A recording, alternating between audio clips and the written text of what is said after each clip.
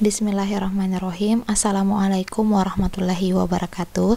Kembali lagi berjumpa dengan saya, tentunya di channel YouTube saya ya, Nasria Lukman. Di video sebelumnya kita sudah bahas mengenai ruang lingkup administrasi kepegawaian.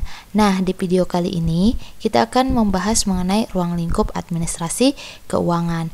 Jadi, kita lebih banyak membahas mengenai apa sih itu administrasi keuangan, perlukah administrasi keuangan itu. Nah, seperti itu yang akan kita bahas.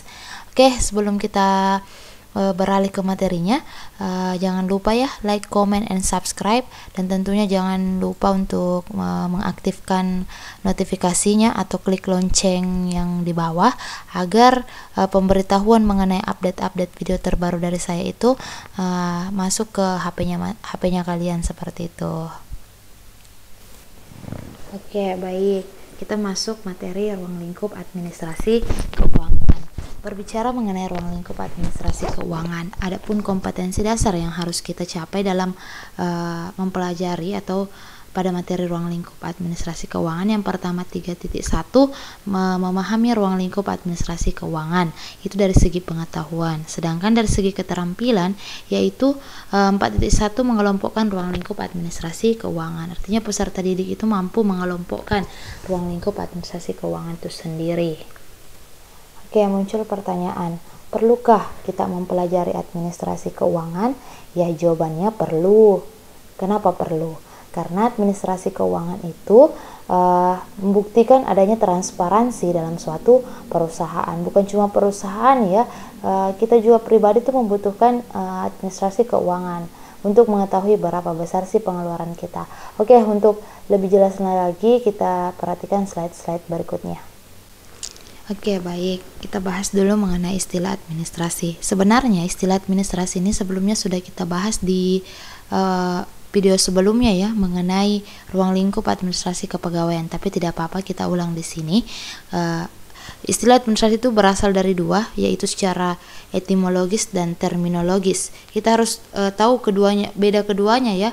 Kalau secara etimologis itu berarti tentang asal-usul kata atau makna yang sebenarnya dari suatu kata dengan bahasa lain, seperti itu. Bahasa lain di dunia itu etimologis. Nah, di sini ada beberapa istilah dari beberapa negara ya. Bahasa Latin misalnya ad administrare, yang berarti melayani, mengabdi, atau berusaha untuk memenuhi harapan setiap orang. Nah, dari bahasa Italia administration, dari bahasa Prancis, Jerman, dan Inggris ada administration, dari bahasa Belanda beda lagi, ada administratie, yang diartikan sebagai tata usaha, yaitu segala kegiatan meliputi tulis menulis, koresponden, kearsipan, dan office work. Selanjutnya secara terminologis.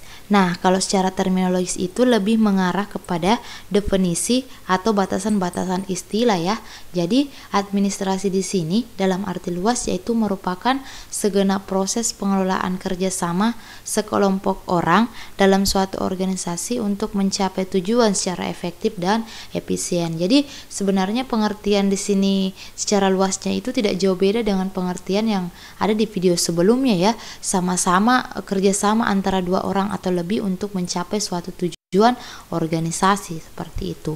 Nah, sedangkan keuangan itu sendiri adalah kegiatan mengelola uang untuk melakukan transaksi pembayaran. Jadi kalau kita berbicara keuangan berarti kita berbicara mengenai tentang mengelola uang ya, mengelola uang. Kita harus menggarisbawahi itu, mengelola uang, seperti itu. Oke.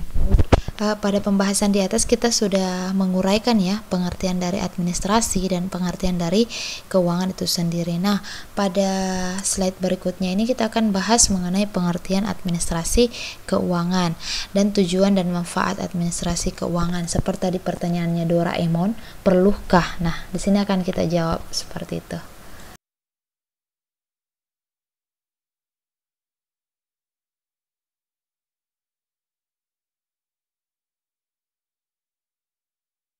Oke, baik, kita akan membahas mengenai pengertian administrasi keuangan.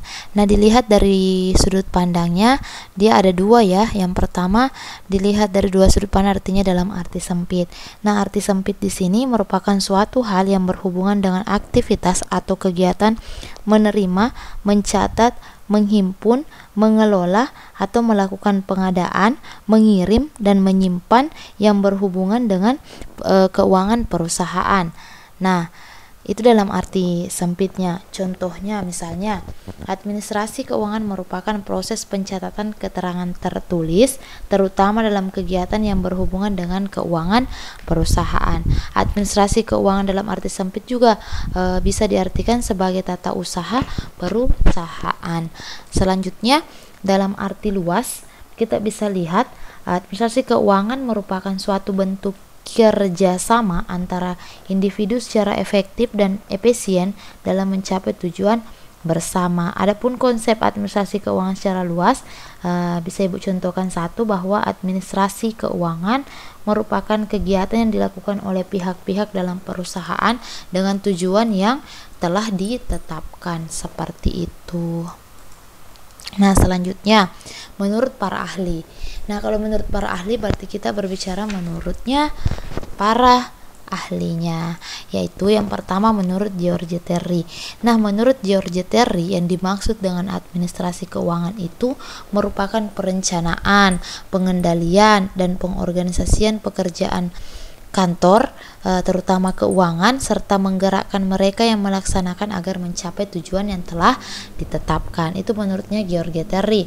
Nah, menurutnya Delianggi, administrasi keuangan merupakan proses pengurusan atau penyelenggaraan, penyediaan, dan penggunaan uang dalam usaha kerja sama. Jadi sebenarnya baik dilihat dari dua sudut pandang maupun menurut para ahli, semuanya kalau kita berbicara mengenai administrasi keuangan, ya kita berbicara mengenai bagaimana kita mengelola uang untuk mencapai tujuan bersama, ya, seperti itu. Oke, pembahasan terakhir mengenai tujuan dan manfaat administrasi keuangan. Oke, adapun tujuan dari administrasi keuangan itu kenapa perlu? Nah, inilah tujuannya. Yang pertama, untuk memperlancar proses keluar masuknya uang. Seperti itu. Memperlancar artinya di sini dengan adanya pencatatan yang kita miliki, atau dengan adanya administrasi keuangan yang kita miliki itu akan memperlancar prosesnya karena lengkap, ya. Nah, seperti itu. Mungkin ada nota, ada jelas apa yang kita gunakan, seperti itu. Oke, poin yang kedua, mempermudah transaksi uang. Oke. Poin ketiga, adanya bukti transaksi. Oke, seperti tadi yang saya katakan bahwa ketika kita menggunakan uang tersebut harus disertai dengan bukti transaksi yang berupa nota kredit, baik itu nota kredit, nota kontan, kwitansi, dan lain sebagainya, seperti itu. Oke. Kita akan membahas itu bukti transaksi di pertemuan-pertemuan selanjutnya atau video-video selanjutnya. Nah, selanjutnya mengetahui kondisi keadaan keuangan di perusahaan dalam suatu periode. Artinya dengan adanya pencatatan yang baik pada sebuah perusahaan, kita mampu melihat kondisi atau keadaan perusahaan kita dalam suatu periode, apakah ini mengalami kenaikan atau penurunan, seperti itu. Nah, selanjutnya berbicara mengenai tujuan. Adapun manfaatnya nih.